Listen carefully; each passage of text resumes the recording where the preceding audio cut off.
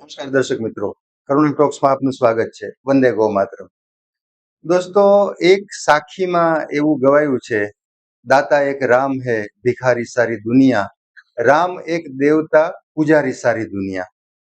22મી જાન્યુઆરીએ અયોધ્યામાં રામલલ્લાના મંદિરમાં પુનઃ પ્રાણ પ્રતિષ્ઠા મહોત્સવ ઉજવાઈ રહ્યો છે. ત્યારે આખો દેશ, આખું વિશ્વ રામમય થઈ ગયું છે. આવા સંજોગોમાં સાહિત્યિક સંસ્થાઓ અને અન્ય સંસ્થાઓએ પણ પોતપોતાના કાર્યક્રમો શરૂ કરી દીધા છે અને હજી પણ એટલા બધા કાર્યક્રમો સોમવાર સુધી આવી રહ્યા છે. રાજકોટની એક સંસ્થા, એક સાહિત્યિક સંસ્થા એટલે ભારવી. તો ભારવી, સંસ્કાર ભારતી અને આત્મી યુનિવર્સિટીના સંયુક્ત ઉપક્રમે રવિવાર તારીખ 21મીએ આત્મી યુનિવર્સિટીના હોલમાં એક સરસ મજાનો કાર્યક્રમ રામ રતન ધન પાયો ઉજવાવા જઈ રહ્યો છે. તો આ વિષય ઉપર ચર્ચા કરવા, આ યુનિક પ્રોગ્રામ છે, શું છે, કયા પ્રકારનો છે, એ વિષય ઉપર વાત કરવા ભારવીના અશ્વિનીબેન જોશી અને સંસ્કાર ભારતીના મનીષભાઈ પારેખ આપણી સાથે ઉપસ્થિત છે. અશ્વિનીબેન, મનીષભાઈ, આપનું સ્વાગત છે. નમસ્કાર. અશ્વિનીબેન, સૌથી પહેલા તો આપ જણાવો કે ભારવી વિશે, આમ તો લગભગ સાહિત્યિક જગત સાથે સંકળાયેલા લોકોને ખબર છે, પણ ઘણા બધા લોકો કદાચ હજી નથી જાણતા. તો ભારવીની રચના ક્યારે થઈ, કેવા સંજોગોમાં થઈ ને આપણી પ્રવૃત્તિ શું હોય છે? જી, સૌથી પહેલા તો ભારવી વતી સૌને રામ રામ. ભારવીની રચના 2021ની માર્ચ મહિનામાં થઈ, જ્યારે આપણે જાણીએ છીએ કોવિડમાંથી ધીમે ધીમે બહાર આવી રહ્યા હતા. અને થોડુંક રાજકોટ શહેર માટે એવું મહેણું પણ હતું કે સાહિત્ય અને કલા ક્ષેત્રે આપણે એટલો બધો રસ ધરાવતા નથી. રસિકજનો છે ખરા, પણ જાહેરમાં એવી કોઈ સંસ્થા અથવા કોઈ મંચ ઉપલબ્ધ થતો નહોતો. એટલે સંજયભાઈ ઉપાધ્યાય અને મને એવો વિચાર આવ્યો કે બીજું કશું જ ન કરીએ, આપણે મહિનામાં માત્ર એક રવિવાર નક્કી કરીને અને સમરસિક મિત્રો બધા ભેગા થઈને બેઠકની જેમ જ, કોઈ પ્રોફેશનલિઝમ નહીં, એના માટે કોઈ ફીસ નહીં, માત્ર એક વખત બેઠકમાં આવે એને આપણે ભારવીના મેમ્બર બનાવીએ. બીજું અમે એવું રાખ્યું કે આ સંસ્થાનું કોઈ પદ નહીં, આ હું પ્રમુખ ને હું સેક્રેટરી ને એવું કશું નહીં, કે જેથી કરીને સર્વ સમાન ભાવે જે ભારવીમાં આવે છે, ભારવી એ બધાનું છે, એવી રીતે કરીને સંસ્થા ચાલુ કરી. આજે માર્ચમાં હમણાં 2 વર્ષ પૂરા થવા જશે, ત્યારે ઘણા લોકો એમાં જોડાતા ગયા અને અત્યારે લગભગ 150 થી 200 જણા નિયમિત રીતે ભારવીમાં જોડાયેલા છે. અમારો મુખ્ય એમ એવો હતો કે નવોદિતોને એક ખુલ્લો મંચ મળે, બીજું સારા સજ્જ સાધકો અને સર્જકો પણ આપણી સાથે જોડાયા છે. એટલે જે નાની નાની ભૂલો થતી હોય નવોદિતો દ્વારા, એને સરસ મજાનું માર્ગદર્શન પણ એ જ મંચ ઉપરથી મળી જાય છે. તો એક આ હેતુસર આપણે સંસ્થાની સ્થાપના કરેલી હતી. જી.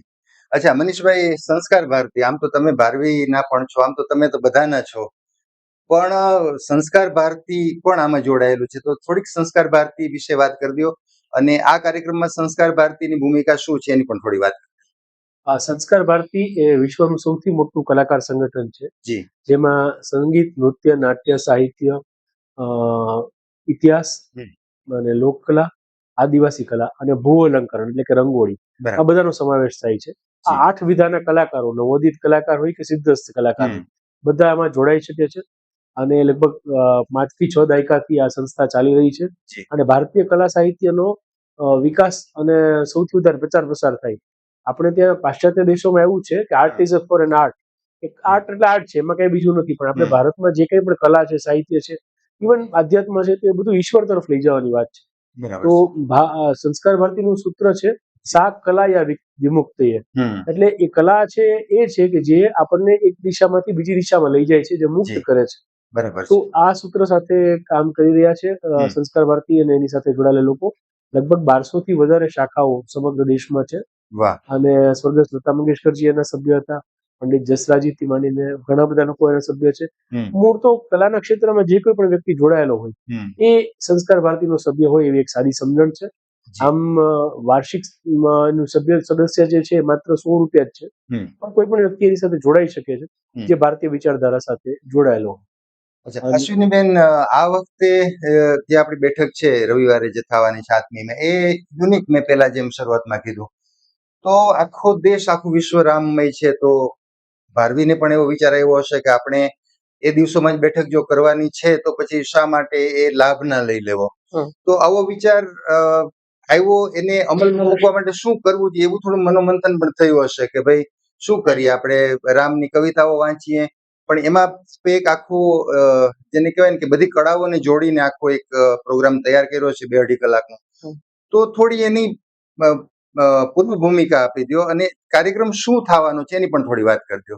જી, ભારવી આપ જાણો છો એમ નિયમિત આપણે મહિનાના બીજા રવિવાર ફિક્સ રાખેલો છે કે જેથી અન્ય પ્રોગ્રામ આપણને નક્કી કરવાની ખબર પડે અને નિયમિત આવતા માણસો એનો મહત્તમ લાભ લઈ શકે. જાન્યુઆરીના જ બીજા મહિનામાં એવું થયું કે મકર સંક્રાંતિ આવતી હતી, એના લીધે આપણે ત્રીજો રવિવાર નક્કી કર્યો.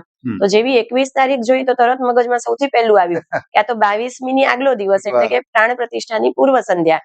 તો આ તો આવો અવસર તો જવા જ ન દેવાય. એટલે મેં અને સંજયભાઈએ નક્કી કર્યું કે આપણે રામમય ભારવી કરવી છે. હવે રામમય કરીએ ત્યારે અને કરતા કરતા પણ આ વિચાર આવ્યો કે રામાયણ તો સાહિત્યનું સૌથી પ્રાચીન સર્જન છે. કવિતા રૂપે આટલું સંસ્કૃતમાં સરસ રીતે લખાયેલું ગદ્ય અને પદ્ય આપણા સિવાય બીજા કોઈ દેશોમાં સહજ પ્રાપ્ય નથી જ. તો રામાયણ ઉપર તો કરવું એટલે આમ પહેલા ઝટકે એવું લાગ્યું હતું કે બહુ ઈઝી વસ્તુ અને ખૂબ ઘણી બધી વસ્તુ આપણને આમાં તો ઈઝીલી મળી જાય. પછી જેમ જેમ ઊંડા ઉતરતા ગયા અને વિવિધ કળાઓને લેતા ગયા, અમે આ વખતના પ્રોગ્રામમાં ભરતનાટ્યમ, કથક એટલે વિસ્તૃત અલગ અલગ નૃત્ય શૈલીઓ લીધેલી છે. પછી એક તો આપની પાસેથી બ્રહ્માનંદના જે પદો છે એ સાંભળવાનો પણ વિચાર છે. એટલે લોક કથાઓમાં કઈ રીતે રામાયણ વણી લેવાની છે એ પણ આવી જશે. એક અમારા અધ્યાપક મિત્ર છે, તેઓ રામાયણનું અદ્યતન જીવનમાં મૂલ્ય શું છે, આપણે રામાયણ વાંચીએ કે ચોપાઈઓ ગાઈએ એનાથી એક સ્ટેપ આગળ ઉઠીને જે અત્યારનો યુવા ઈચ્છતો હોય છે કે આપણે એમ નોર્મલી કહીએ કે મારું આમાં શું, મને આમાંથી શું મળશે, તો આપણે એક સેશન એવી રીતે પણ રાખેલું છે કે શ્રોતા વર્ગ પોતાના ઘરે એને કેરી કરીને લઈ જઈ શકે એક વિચારોનું ભાથું. પછી સંગીત હોય એટલે ગાયન આવવાનું જ છે, એમાં લોકગીત પણ આવી ગયા અને ક્લાસિકલ પણ આપણે સમાવેશ કર્યો છે. તો ભૂ અલંકરણ જે મનીષભાઈએ કીધું કે એમના સંસ્કાર ભારતીના કલાકાર બહેનો બહારથી રંગોળીથી ઓડિટોરિયમ સજાવવાનું શરૂ થઈ જવાનું છે. તો આ અલગ અલગ વિધા જોડાતી ગઈ અને રામાયણ રીતસર અત્યારે તો અમે એવી રીતના એટલા ઉત્સાહમાં કામ કરી રહ્યા છીએ કે આયોજનથી જ અમને પુષ્કળ આનંદ મળી રહ્યો છે. એટલે જે દિવસે આ કાર્યક્રમ રજૂ થશે ત્યારે તો 100% રામમય આખું ભારવી અને આખું વાતાવરણ થઈ જવાનું છે. અને ઇમ્પ્લિમેન્ટ કરવામાં અમને જરા પણ કોઈ અડચણ ન આવી. જ્યાં અમે પૂછવા ગયા ત્યાં બધાનો હોકારો અને સ્પષ્ટ સ્વીકાર. એટલે બહુ સરસ રીતે આખું આયોજન પાર પડી રહ્યું છે. અચ્છા મનીષભાઈ, ઓડિટોરિયમની અંદરની વાત જે પરફોર્મ થવાની છે એ તો અશ્વિનીબેને કીધી, પણ તમારી ભૂમિકા સંસ્કાર ભારતીની તો બહારથી શરૂ થઈ જાય, જે ભૂ અલંકરણની જે વાત કરી, રંગોળીની, તો થોડીક તમારો જે પાર્ટ છે જે તમે જુઓ છો એની પણ થોડી વાત કરી દો.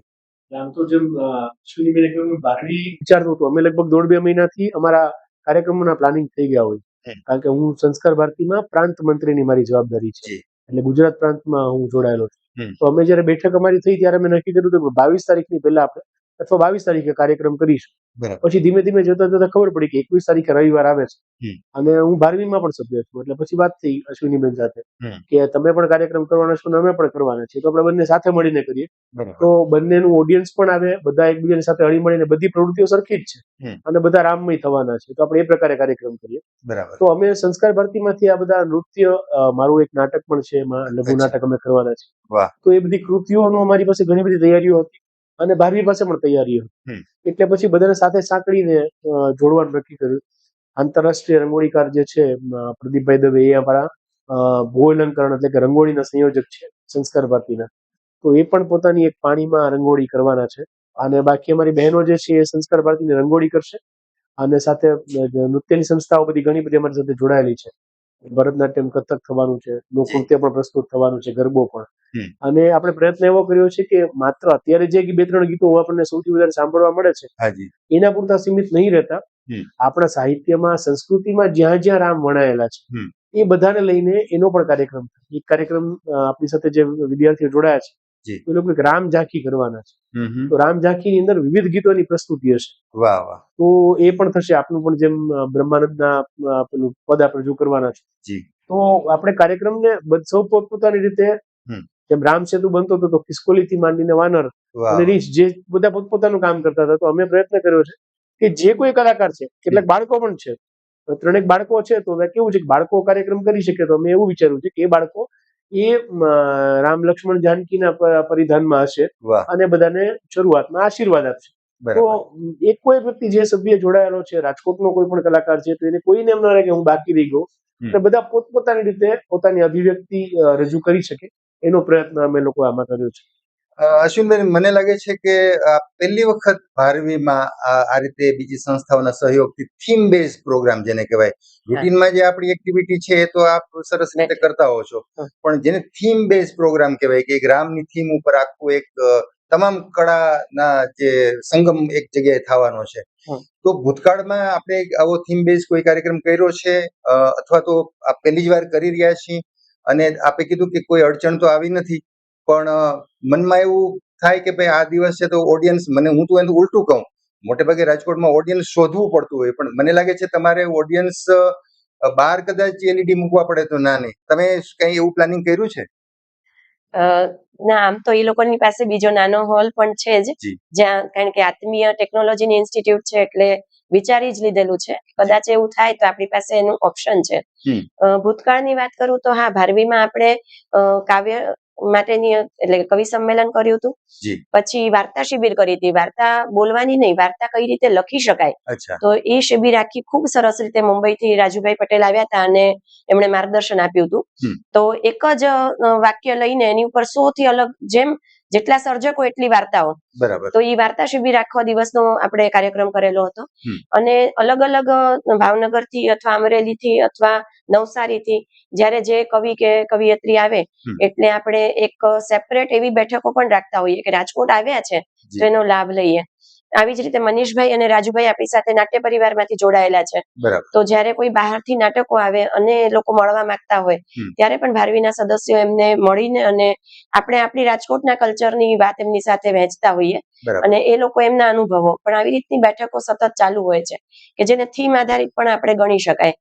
પણ આ વખતની જે થીમ છે આખી રામાયણની થઈ, તો એમાં સંકલન કરતી વખતે જ મને એ પણ એક, નોર્મલી સંકલન હું કરતી હોઉં છું બેઠકનું, તો આની પહેલા પણ મેં જેમ વાત કરી કે એવું આવે કે કોઈ કલાકાર એમ કે મારે પહેલું નથી આવવું કે છેલ્લું નથી આવવું.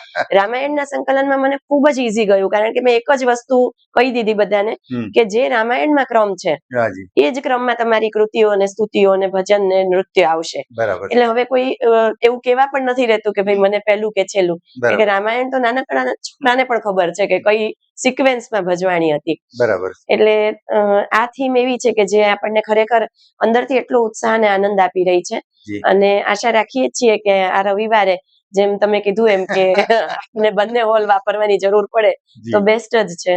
અચ્છા મનીષભાઈ, પેપર મારે ફોડી નથી નાખવું, તમારી પાસે ફોડાવવું નથી પેપર, પણ તમે જે નાટક રજૂ કરવાના છો, કારણ કે નાટકમાં તમને લોકો વિવેકાનંદ તરીકે ને અનેક રીતે ઓળખે છે, તો એની થોડી હાઇલાઇટ આપી દો. હું એટલા માટે કહું છું કે લોકો કદાચ તમારી વાત સાંભળીને ત્યાં આવવા માટે પ્રેરાશે. નાટકની થોડી હાઇલાઇટ. હું ફરીથી કહું, પેપર મારે ફોડવું નથી.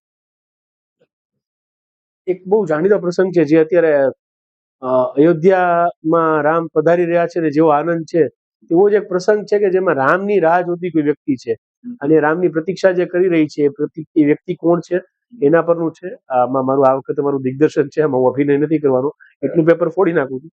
પણ જે કલાકારો કરવાના છે, કારણ કે દરેક પાત્ર તો હું ભજવી શકું એવું માનતો નથી, એટલે રામ લક્ષ્મણ તો છે જ, અને સાથે ત્રીજું પાત્ર કયું છે જે પ્રતીક્ષામાં છે એ લગભગ બધાએ જોવાનું રહેશે. પણ એ આખો એક જુદો જ સંદેશ આપીને જાય અને સમરસતાની સરસ વાત કરે છે, કારણ કે રામ સૌના છે, કોઈ એક જ્ઞાતિના નથી, કોઈ એક ધર્મના નથી, રામ સૌના છે. તો એ વાત અમે ખાસ એના દ્વારા પ્રસ્તુત કરી છે અને લોકોને આખી મજા આવશે એવી અલગ રીતે અમે તૈયાર કર્યું છે. મનીષભાઈ, તમારા જે તમે પેપર નથી ફોડવા માંગતા, પણ હું ખાલી 2 પંક્તિ બોલી દઉં. અહીં તો હું ગાઈશ નહીં. પંપા સરોવર પાડ, શબરીની ઝૂંપડી, ઋષિમુનિ સંતોનો નિવાસ, શબરીની ઝૂંપડી. આમાં દર્શકો સમજી ગયા છે અને ચોક્કસપણે મીના હોલમાં આવશે. અશ્વિનબેન, રૂટીનની જે આપણી બેઠકો હોય છે, એપાર્ટ ફ્રોમ ધીસ, તો રૂટીનમાં આપણે ભારવીની બેઠકમાં કોઈને આવવું હોય તો કેવી રીતે આવી શકાય, ભારવીના સભ્ય થવું હોય તો કેવી રીતે થઈ શકાય, તમે કેટલી ફી લ્યો છો, તમે વોટ્સએપ ગ્રુપ સરસ ચલાવો છો, કોઈને જોડાવવું હોય તો કેવી રીતે થઈ શકાય, એ પણ વાત થોડી કરી દો. જી, આપણે નિયમિત દરેક મહિનાની બીજા રવિવારે બેઠક ફિક્સ કરેલી છે. એમાં ભારવીના મેમ્બર થવા માટે ફીસ પૈસાની ટર્મ્સમાં નથી, માત્ર એક બેઠકમાં હાજરી આપે એટલે આપણે એને ભારવી પરિવારમાં સામેલ કરી લેતા હોઈએ છીએ. સિદ્ધહસ્ત કલાકાર હોય, ખૂબ નામના પ્રાપ્ત કલાકાર હોય કે સાવ નવોદિત હોય, અહીંયા સૌને સમાન સ્તરે વ્યક્ત થવાની, અભિવ્યક્ત થવાની તક મળે છે. એટલે આપણે જોડાવા માટે જે આ માંગતા હોય માણસો, એમણે દરેક મહિનાની બીજી રવિવારની બેઠકમાં આવવું, એક બેઠકમાં આવવું અનિવાર્ય છે. બરાબર. અને ત્યાર પછી આપણે એમને વોટ્સએપ ગ્રુપમાં સામેલ કરી લેતા હોઈએ છીએ, જ્યાં શુદ્ધ સાહિત્યની ચર્ચાઓ આપણે કરતા હોઈએ છીએ. સાહિત્ય ઉપરાંત નાટ્ય અથવા સંગીતના કોઈ સારા પ્રોગ્રામ છે તો એ બધાના એમાં સ્ટીકર મુકાતા હોય. અને બીજી ખાસ ધર્મ અને રાજકારણ એ બે વિષય વસ્તુ અમે સાવ એટલે સાવ બંધ રાખેલી છે એડમિન તરીકે. એની ઉપર કોઈ પણ ટીકા ટિપ્પણી આવે કે કોઈ પોસ્ટ આવે તો એને અમે તરત ડિલીટ કરી દેતા હોઈએ છીએ. એટલા જાગૃત એડમિન છીએ. એટલે આ વસ્તુ પણ એટલા માટે કીધી કે નોર્મલી વોટ્સએપ ગ્રુપમાં જોડાવું એટલે ગુડ મોર્નિંગ, ગુડ ઇવનિંગ અને ગુડ નાઇટ ના મેસેજનો એક મારો ચાલતો હોય છે. અને દરેકને સારું કન્ટેન્ટ આવે એટલે એમ થાય હું કેટલા બધાને ફોરવર્ડ કરી દઉં. ભારવીમાં ભાષા સાહિત્ય રચના વિચાર મંચ જે છે એમાં ક્યારેય આવી રીતના ફોરવર્ડિયા ટિપિકલ ચલાવવામાં આવતા નથી. એટલે જે લોકો જોડાવા માંગતા હોય એ અહીંયા પણ નંબર આની સાથે પણ આપેલો જ છે, આપ મને કોન્ટેક્ટ કરી શકો છો. અમે લોકો વોટ્સએપ અને ફેસબુક ના માધ્યમથી, અમારું એક ફિક્સ જગ્યા નથી. ક્યારેક યુનિવર્સિટી રોડ ઉપર સત્વ બિલ્ડિંગમાં હોય છે, ક્યારેક સૌરાષ્ટ્ર યુનિવર્સિટીના કોઈ પરિસરમાં હોય છે. એટલે જગ્યા અમે લોકો એ બીજા મહિના રવિવારનો બીજો આવે જ્યારે મહિનાનો બીજો રવિવાર, બસ ત્યારે જ આપણે અનાઉન્સ કરી દેતા હોઈએ છીએ કે આ વખતે આ જગ્યાએ છે. મોટા ભાગનો સમય પણ સવારનો ફિક્સ રાખેલો છે, 9 થી 11. પછી જેમ આ વખતે કર્યું કે લોક લાગણીને ધ્યાને રાખીને આપણે સાંધ્ય સમયે રાખેલું છે આ વખતની બેઠક. એવું ક્યારેક ચેન્જ આવે, બાકી જે તે બેઠકના અગાઉ આપણે સ્થળ અને સમય નક્કી કરી દેતા હોઈએ છીએ. દિવસ મોટા ભાગે ફિક્સ છે અને કોઈ પણ આવી શકે છે. તમે સાહિત્ય સર્જક હો તો પણ આવી શકો, તમે સંગીતમાં રસ ધરાવતા હો તો પણ આવી શકો. સર્વ કળાઓનો સમન્વય છે અને એમાં વ્યક્ત થવું, અભિવ્યક્ત થવું એવું જ નહીં, તમે માત્ર સારા શ્રોતા હો તો પણ જોડાઈ શકો છો. બરાબર, બહુ સરસ. મનીષભાઈ, રાજકોટમાં જેમ શરૂઆતમાં વાત કરી કે ભાઈ થોડીક સાહિત્યિક પ્રવૃત્તિ ઓછી થાય અથવા તો રસિકો ઓછા છે અથવા તો રસિકો છે તો છૂટા છવાયા છે. વડોદરાની સરખામણીમાં, ભાવનગરની સરખામણીમાં આપણે ત્યાં વાતાવરણ નથી. ભારવીની શરૂઆત પછી વાતાવરણ બન્યું હોય એવું તમને લાગે છે? તમે ભારવી સાથે પણ જોડાયેલા છો, તો છેલ્લા 2 વર્ષમાં આ વાતાવરણ બન્યું હોય, મીડિયામાં પણ એની નોંધ લેવા માંડી હોય, આ પ્રકારના ઇન્ટરવ્યુ થવા માંડ્યા હોય, તો તમારો સ્વાનુભવ એવો છે કે ભાઈ ખરેખર ભારવીની રચના પછી રાજકોટમાં વાતાવરણ બનવા માંડ્યું છે? એક ઉદ્યાન પણ સાહિત્યના નામે કોર્પોરેશન આપ્યો છે. એટલે મૂળ તો કેવું છે કે આમ રાજકોટ કલાનગરી રેસ્ટોરન્ટમાં તો વપરાતું હોય છે. ઘણા બધા વર્ષોથી રાજકોટમાં પ્રવૃત્તિ થતી હતી પણ છૂટી છવાઈ થાય. કેટલી બધી સંસ્થાઓ બની ગઈ. સુરમિલનમાં સંગીતની પ્રવૃત્તિઓ થતી હતી, સાહિત્યમાં વ્યંજના ને એ લોકો બધા પ્રવૃત્તિ કરતા હતા, બુધ સભા થતી હતી અને એમ ઘણા બધી સંસ્થાઓ દ્વારા કાર્યક્રમો તો ભૂતકાળમાં પણ થયા છે. સંસ્કાર ભારતી પણ પહેલા ચાલતી હતી, હજુ પણ ચાલે છે. બીજી કેટલી બધી સંસ્થાઓ કાર્ય કરી રહી છે. પણ ભારવી આવ્યા પછી ફરક એટલો પડ્યો ખાલી કે નિયમિત રીતે પ્રવૃત્તિ જે થવા માંડી અને સોશિયલ મીડિયા આવ્યા પછી જે સૌથી વધારે બેનિફિટ બધાને થયો કે લોકો પ્રત્યક્ષ રીતે હાજર રહી શકે કે ન રહી શકે, પણ નિયમિત રીતે ચર્ચા કરી શકે. તો ભારવીનું જે પ્રત્યક્ષ બેઠક છે એનો તો લાભ છે જ, પણ સૌથી વધારે જે મને ભારવીના સભ્ય તરીકે જે લાગે છે એવું છે કે તમે તમારા સમયે ગમે ત્યારે મેસેજ વાંચી શકો છો ને જવાબ આપી શકો. એમાં ટાઈમનું બંધન નથી. તમે રાત્રે 12 વાગે મેસેજ જોઈ લો અને તમે સવારેનો જવાબ આપો તો ચાલે. તો કેટલી બધી ચર્ચાઓ એવી છે કે જે આમ થઈ ગઈ છે. વ્યક્તિગત રીતે શક્ય નથી કે વડોદરામાંથી વિહંગભાઈ મહેતા છે નાટ્ય લેખક, એ પણ આમાં મેમ્બર છે, તો વિહંગભાઈ કોઈ મેસેજ મૂક્યો હોય તો બીજા દિવસે એની ચર્ચા કરીને એની સાથે અમે ચર્ચાઓ કરતા હોઈએ. એવી રીતે ગામે ગામથી લોકો એમાં જોડાયેલા છે કે જે લોકો ક્યારેક એક વખત રાજકોટ આવ્યા હોય, બધા સાથે સંપર્ક જે છે એમાંથી ઘણો બધો વધી ગયો છે. પ્લસ સૌ બધા સંતુલન રાખીને કોઈ પણ ક્યાંય જગ્યાએ તેજો વધ ન થાય, તેજો દ્વેષ ન થાય, મતભેદ ચોક્કસ હોય પણ મનભેદ ના હોય, એવી બધી સાથે જે તંદુરસ્ત ચર્ચા થાય છે અને બધાનું એક પછી એક બધાના પડોળો ખુલતા જાય, બધી સાહિત્યની વાતો થતી જાય, સંસ્કૃતિની વાત થતી જાય, નાટકોની વાત થાય, સંગીતની વાત થાય, તો એનાથી એક તંદુરસ્ત આખું વાતાવરણ નિર્માણ થઈ રહ્યું છે અને એને જોડવામાં ભારવી ઘણું બધું મદદરૂપ બન્યું છે. મનીષભાઈ, સરસ વાતો થઈ અને રવિવારનો જે કાર્યક્રમ છે એના વિશે પણ સરસ વાતો કરી.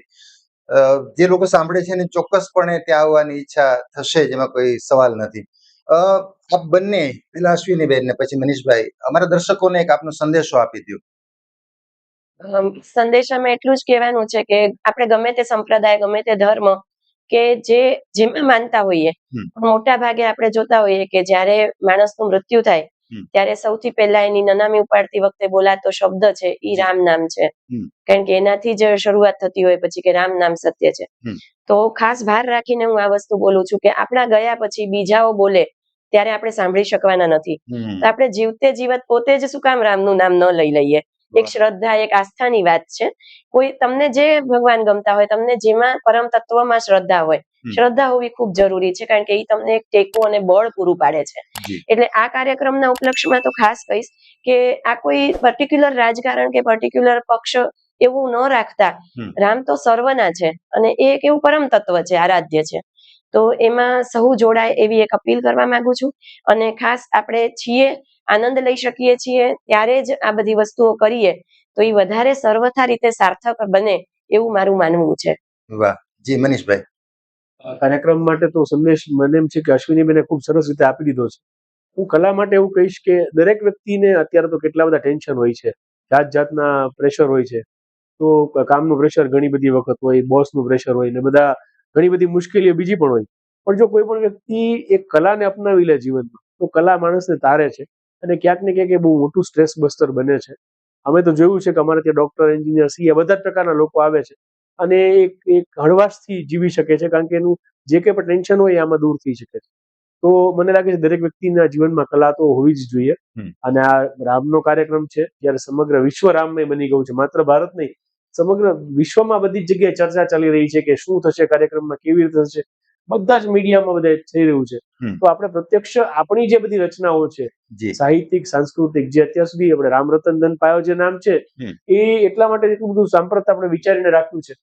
અને એવા જ બધા ગીતો આવવાના છે કે જે લોકોને સાંભળીને મજા આવે કે આપણે ત્યાં લગ્ન ગીત થી માંડીને દરેક સ્થળે રામ છે. જેમ બેને આની વાત કરી, અમે હમણાં ચર્ચા કરતા હતા, લગ્ન ગીત જયારે ગાતા હોય બહેનો તો સીતાને તોરણ રામ પધારે જ ગાશે, તો તરત એમાં પણ લગ્નમાં વાત આવી ગઈ છે, મૃત્યુમાં પણ વાત આવી ગઈ છે. તો દરેક સ્થળે રામ તો છે જ. તો એવા રામના સ્વરૂપને આપણે જયારે બધા વધાવવા જઈએ છીએ, આવી બધી કૃતિઓ છે, તો રાજકોટ વાસીઓને બધાને ખુલ્લું આમંત્રણ છે.